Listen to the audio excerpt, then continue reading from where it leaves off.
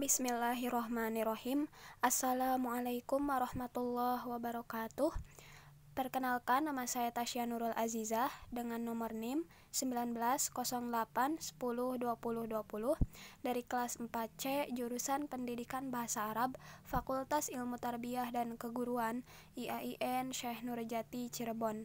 Nah, di sini saya akan membahas materi tentang an-nida wal qasr atau pengertian nida dan pengertian qasr serta macam-macam maknanya.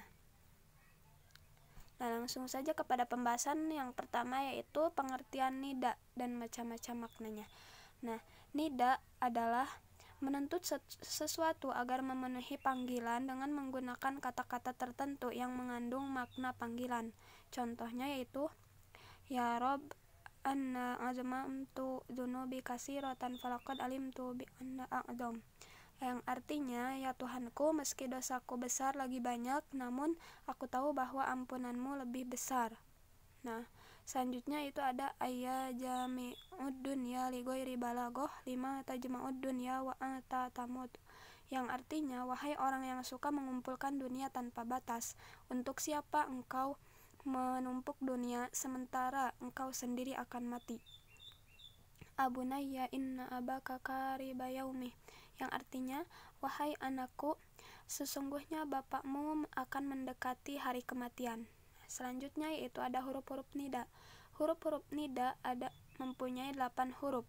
Nah, yaitu hamzah, ai, ya, aya, haya, dan wa. Nah, selanjutnya yaitu penggunaan huruf nida. Ada 2 cara menggunakan huruf-huruf nida, yaitu hamzah dan ai untuk munada yang dekat. Selain hamzah dan ai, semuanya digunakan untuk munada yang jauh.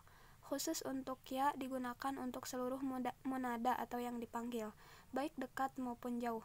Kadang-kadang munada yang jauh dianggap sebagai munada yang dekat, lalu ia dipanggil dengan menggunakan huruf nida hamzah dan ai. Nah, hal ini merupakan isyarat dekatnya munada dalam hati orang yang memanggilnya, atau munada yang dekat dianggap sebagai munada yang jauh, lalu ia dipanggil dengan menggunakan huruf nida selain hamzah dan ai. Nah, hal ini merupakan isyarat ketinggian derajat munada atau kerendahan derajatnya, ataupun kelalaian dan kebekuan hatinya, seperti itu. Nah, selanjutnya, kalimat panggilan ini terkadang menyimpang dari makna aslinya, yaitu tuntutan untuk menghadap kepada seseorang, tetapi menunjukkan makna lain seperti makna jazar, tahasur, dan igro. Yang pertama, makna jazar adalah makna yang menunjukkan arti larangan atau bentakan. Contoh ungkapan berikut ini yang dimaksudkan agar orang yang mencintai kesenangan dunia segera berhenti mencintainya lalu bertaubat. Ayyatuhan nafsur raghibah fi syahawatid dunya matat taubah. Artinya, wahai jiwa yang mencintai kesenangan dunia, kapan bertaubat? Nah, yang kedua yaitu makna tahasur. Makna tahasur adalah makna yang menunjukkan arti penyesalan dan rasa duka cita. Contohnya, ungkapan orang tua yang berduka atas kematian anaknya. Da'autuka ya bunayya falam tujibni faradat da'wati ya'san alayya, yang artinya, aku memanggilmu wahai anakku, namun engkau tidak menjawab, sehingga panggilanku ini hanya mengembalikan rasa putus asa padaku. Nah, selanjutnya yang ketiga yaitu makna igro, adalah makna yang menunjukkan arti dorongan. Contohnya, jika kita ingin memotivasi seseorang agar berani melawan musuhnya, sehingga tidak ada lagi keraguan di dalam hatinya dengan kata-kata ya syuja'u aqdim, artinya, wahai sang pemberani, majulah, seperti itu. Nah, selanjutnya yang kedua yaitu pembahasan mengenai qasr, pengertian qasr. Nah, pengertian qasr di sini secara leksikal, kata al-qasr bermakna al-hasib, yang menurut bahasa berarti penjara.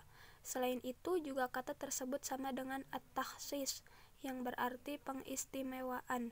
Qasr dapat juga dikatakan pengkhususan atau penghanyaan, dan dalam qasr ada 2 bagian pokok, yaitu maksur atau sesuatu yang dikhususkan, dan maksur alaih, sesuatu yang menerima pengkhususan. Secara istilah, qasr adalah mengkhususkan suatu perkara dengan dengan perkara lain dengan tata cara yang khusus.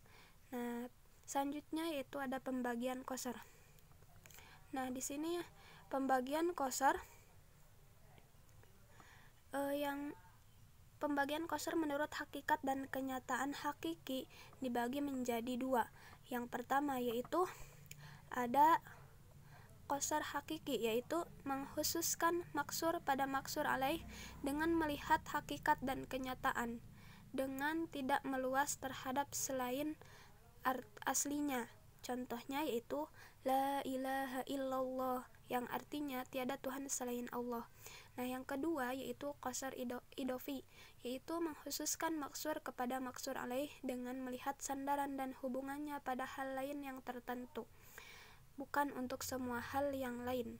Contohnya yaitu ma khalil illa musafir, tiada khalil melainkan seorang musafir. Nah, yang selanjutnya yaitu dalam qasar idofi juga terbagi menjadi 3 bagian dengan melihat keadaan mukhatabnya. Antara lain, yang pertama yaitu qasar ifrad, yaitu ketika mukhatab berkeyakinan akan bersekutunya suatu hukum. Contohnya yaitu innamallahu ilahu wahid, yang artinya sesungguhnya Allah Tuhan yang Maha Esa. Quran Surat An-Nisa ayat 171. Nah, yang kedua yaitu qasar qalb, yaitu apabila mukhatab berkeyakinan dengan kebalikan hukum yang ditetapkan. Contoh, masafir ila Ali, tidaklah pergi melainkan Ali. Nah, contoh tersebut untuk menolak orang yang berkeyakinan bahwa orang yang pergi itu Khalil, bukan Ali. Nah, dengan demikian berarti Anda telah membalikan keyakinan mukhatab, seperti itu.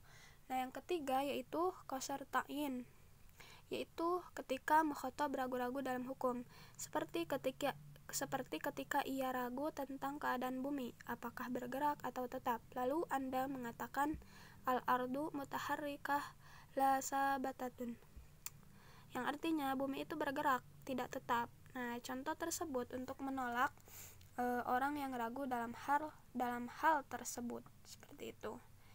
Nah, selanjutnya yaitu pembagian qasar menurut dua ujungnya atau maksur dan maksur alaih ada 2 bagian. Yang pertama yaitu ada qasar al-sifat ala al-mausuf, yaitu sifat yang dikhususkan untuk mausufnya, dan adapun sifat yang mengkhususkan dengan selain mausufnya.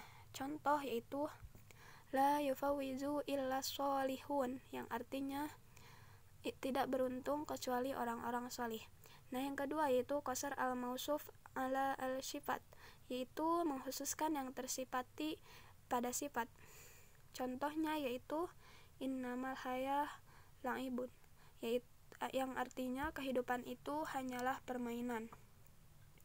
Nah, yang selanjutnya yaitu ada tata cara dan alat-alat qasar.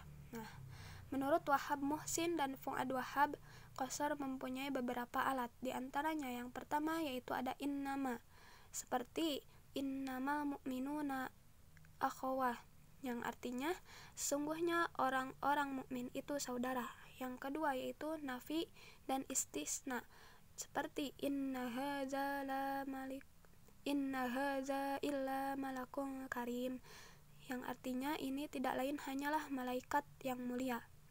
Yang ketiga yaitu ada atof dengan la, seperti ana muta'allim la mu'allim, yang artinya saya adalah pelajar bukan pengajar.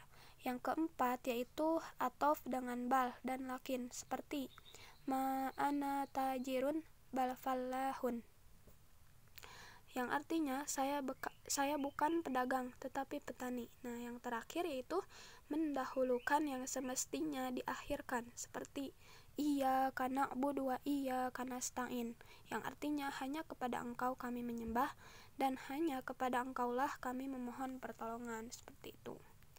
Nah, sekian yang dapat saya sampaikan. Kurang lebihnya mohon dimaafkan. Syukron kasiron, wabillahi taufik wal hidayah. Wassalamualaikum warahmatullahi wabarakatuh.